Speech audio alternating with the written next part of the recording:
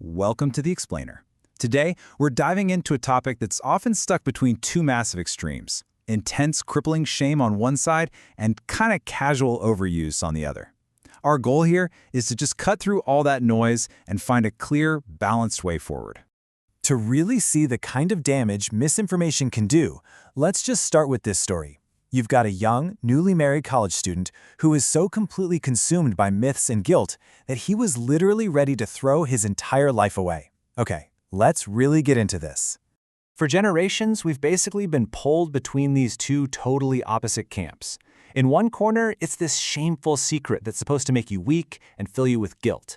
But in the other corner, you have this modern idea that it's a daily health routine, something that gives you superpowers. Now, if this is confusing for us as adults, just imagine being a kid trying to figure this all out. So, first things first, let's tackle that oldest story head-on, this idea that masturbation is just inherently dangerous and bad for you.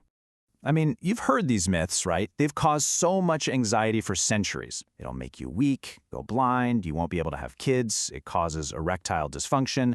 The list just goes on and on. But what does the actual medical science have to say about all this? Well, this is where it gets really interesting, because the facts just completely blow these old fears out of the water. The idea that you're losing some vital protein or life force, one doctor literally called it absolute nonsense. That it causes ED? Actually, the opposite can be true. It can help maintain function.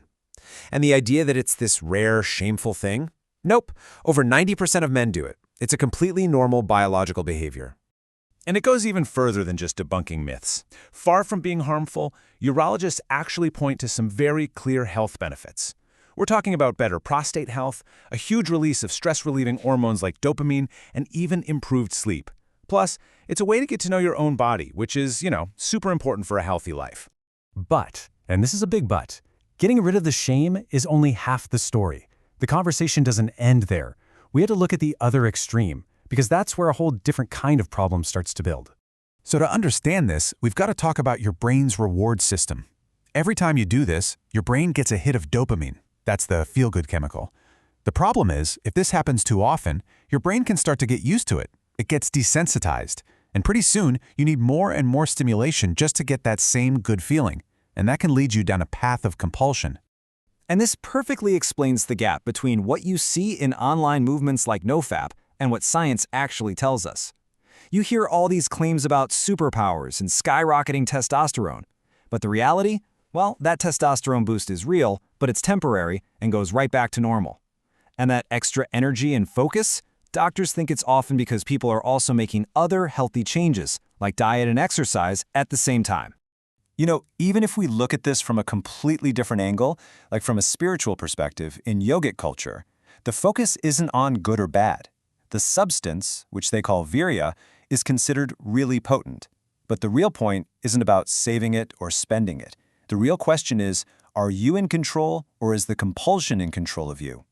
So, if both extremes are a problem, total suppression on one side and thoughtless overuse on the other, where in the world is the healthy middle ground? Honestly, the entire framework for a healthy approach can be boiled down to this one core idea. It's not about encouraging it, and it's not about suppressing it. It's about guidance and self-regulation. And for parents, this is so important. The key is to have these calm, age-appropriate conversations, because if you don't, you can bet the internet will. You start with teaching young kids about privacy, then you normalize curiosity for preteens, and finally, you teach teenagers about self-control and responsibility.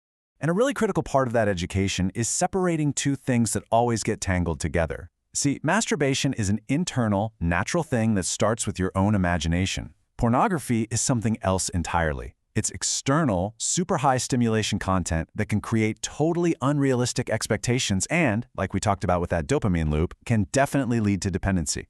Keeping those two separate is key. So this gives anybody, young or old, a simple internal checklist, right? A way to keep things in balance. It's okay, but it's private.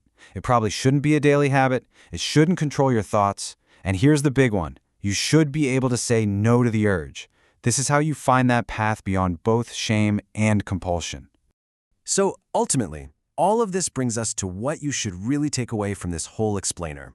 Medical experts are super clear about this. There is no magic number. There's no right or wrong frequency.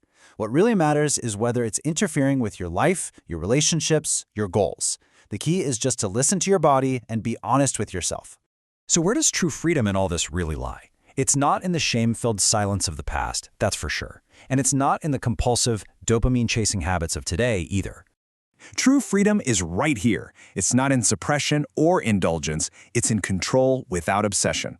It's making a private, personal choice that's guided by self-awareness and education, not by fear and not by habit. That right there, that's the balanced path.